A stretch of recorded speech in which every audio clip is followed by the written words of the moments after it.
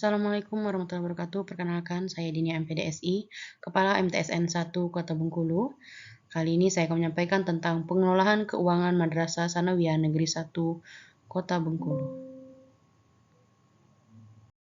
Dasar hukum pengelolaan keuangan di madrasah, yakni Undang-Undang Nomor 20 Tahun 2003 tentang Sistem Pendidikan Nasional, Peraturan Presiden Nomor 55 Tahun 2007 tentang Pendidikan Agama dan Pendidikan Keagamaan, Peraturan Presiden Nomor 4 Tahun 2022 tentang perubahan atas Peraturan Presiden Nomor 57 Tahun 2021 tentang Standar Nasional Pendidikan, PMK nomor 159-PMK.05/2018 tentang pelaksanaan piloting sistem aplikasi keuangan tingkat instansi, PMK nomor 178 tahun 2018 tentang perubahan PMK 190 tahun 2012 tentang tata cara pembayaran dalam rangka pelaksanaan APBN. Selanjutnya PMK nomor 214-PMK.05/2013 tentang bagan akun standar, PMK nomor 83-PMK.02/2022 tentang standar biaya masukan tahun anggaran 2023, PMA nomor 90 tentang penyelenggaraan pendidikan madrasah, PMA nomor 32 tahun 2021 tentang pejabat pembendaharaan negara pada Kementerian Agama. PMA nomor 18 tahun 2020 tentang Rencana Strategis Kementerian Agama tahun 2020 sampai 2024, Keputusan Dirjen Pendis nomor 4475 tahun 2020 tentang Rencana Strategis Direktorat Jenderal Pendidikan Islam tahun 2020 hingga 2024, Keputusan Dirjen Pendis nomor 304 tahun 2023 tentang perubahan atas Keputusan Dirjen Pendis nomor 6601 tahun 2022 tentang petunjuk teknis pengelolaan BOPRA dan BOS Madrasah.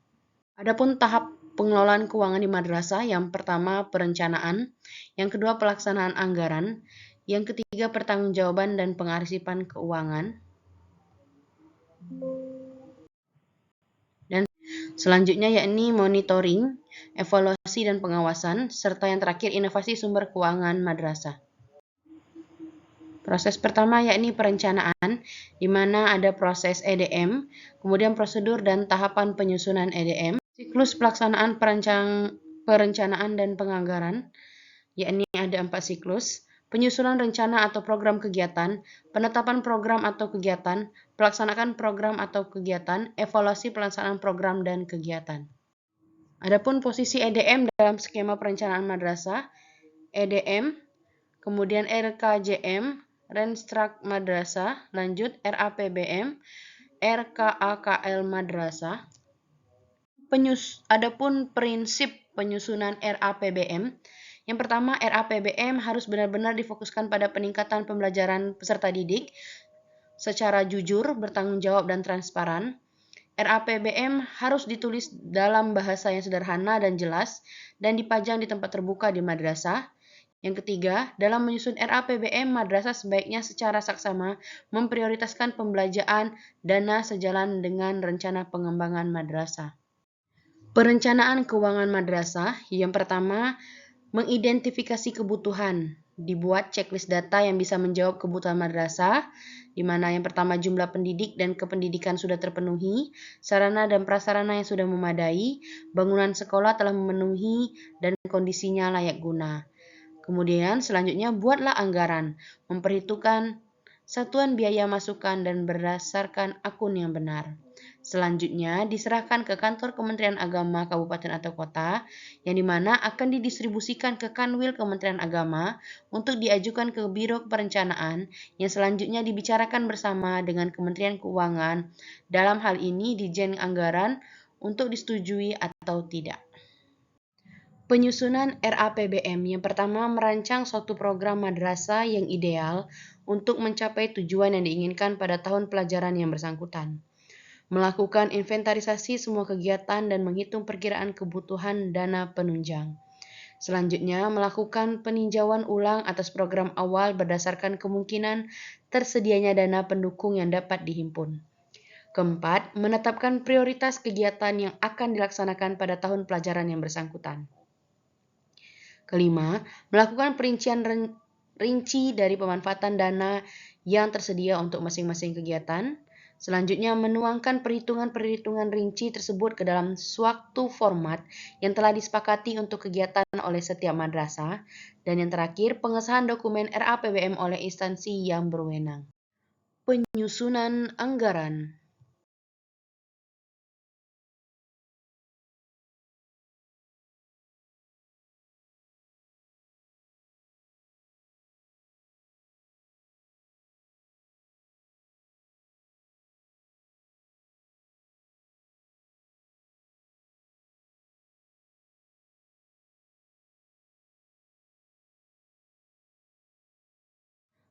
Penyusunan rincian anggaran belanja atau RAB. Rincian anggaran belanja (RAB), dokumen yang berisi besaran biaya atas setiap tahapan pelaksanaan aktivitas komponen. Penjabaran lebih lanjut dari unsur perkiraan biaya atau how much dalam rangka pencapaian output kegiatan dalam KAK.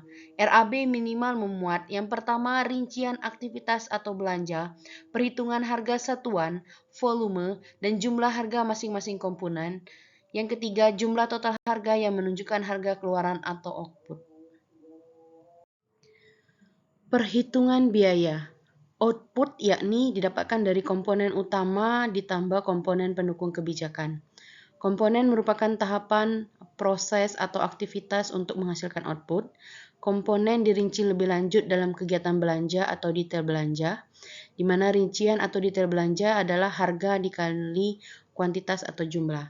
Yang perlu diperhatikan yang pertama, kesesuaian penerapan biaya utama dan biaya pendukung, kesesuaian jenis dan besaran biaya yang terdapat dalam standar biaya masukan, kewajaran dan kepatutan penggunaan jenis dan besaran biaya yang tidak terdapat dalam standar biaya masukan, kewajaran alokasi anggaran yang disesuaikan dengan memperhatikan komponen atau tahapan yang digunakan, serta volume yang akan dicapai. Yang terakhir, penggunaan akun sesuai dengan bagan akun standar. Bantuan operasional sekolah atau BOS. Kementerian Agama melakukan perubahan BOP dan BOS. Tujuannya yakni BOP dan BOS diharapkan dapat menjadi salah satu input penting untuk pemenuhan SNP dalam rangka peningkatan mutu pembelajaran peserta didik. Pendekatannya, fleksibilitas dan kewenangan yang lebih besar sesuai dengan kebutuhannya. Adapun orientasi program yakni berorientasi pada perluasan akses, peningkatan mutu pembelajaran di madrasah.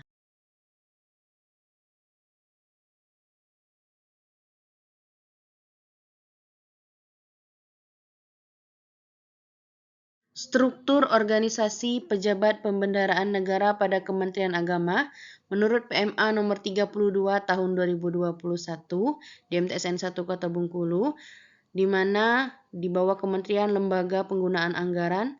Untuk satkernya KPA atau PPK-nya yakni Ibu Dinia MPDSI, PPS PM-nya Pak Taridi SPDI, bendaharanya Ibu Diana Lestari SHI.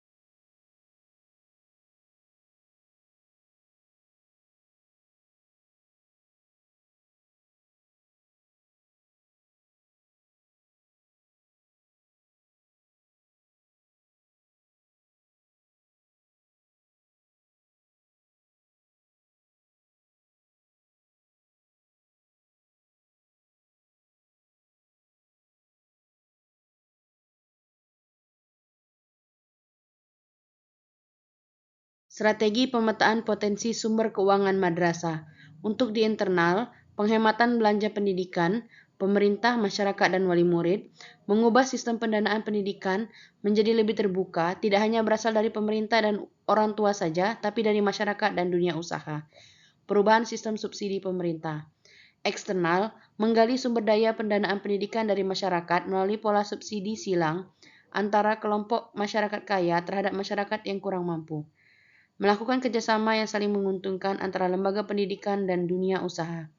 Menjual kepemilikan intelektual berupa keahlian maupun hak cipta kepada masyarakat untuk kepentingan lembaga pendidikan. Menyelenggarakan unit produksi sebagai sarana untuk menjual hasil usaha atau vokasi. Demikianlah presentasi yang dapat saya sampaikan. Lebih dan kurang saya mohon maaf. Wabillahi taufiq wal hidayah. Wassalamualaikum warahmatullahi wabarakatuh.